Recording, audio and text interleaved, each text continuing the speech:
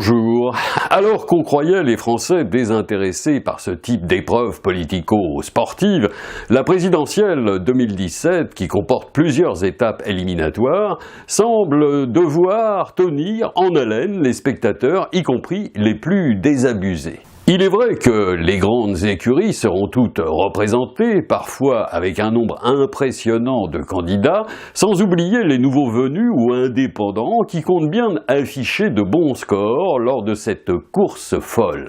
Il est d'ailleurs intéressant d'observer que les modèles hybrides sont de plus en plus nombreux à participer. D'une façon générale, le public apprécie le côté grisant de cette compétition qui n'a lieu que tous les 5 ans, où se mêlent grande vitesse, fantastiques accélérations, surprenants dépassements, voire spectaculaires accidents de parcours.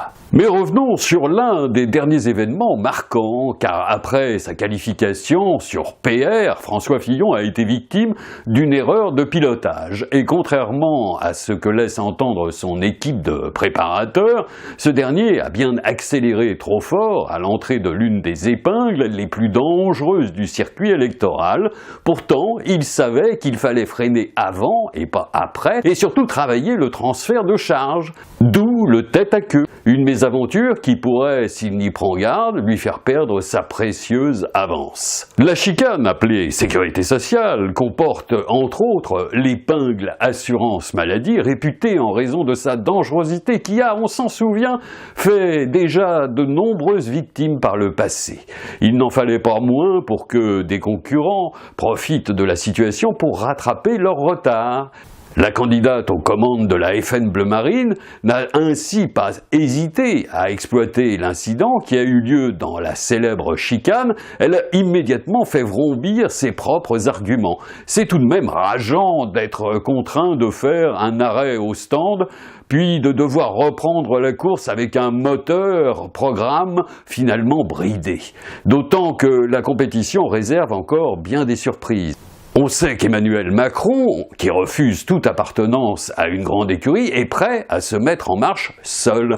Mais voilà que Vincent Peillon, qui s'était fait totalement oublier, a surgi en trombe dimanche devant les tribunes pour s'ajouter à la liste des prétendants amenés à concourir sur BAP-PS.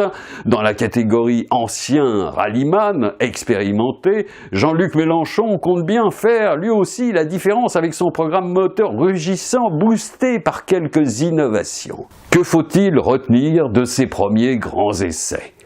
Les virages en épingle, à gauche comme à droite, présentent toujours des risques selon leur devers et l'état du circuit, que le franchissement des chicanes reste souvent très délicat. Vous cherchiez un jeu éducatif à offrir à Noël?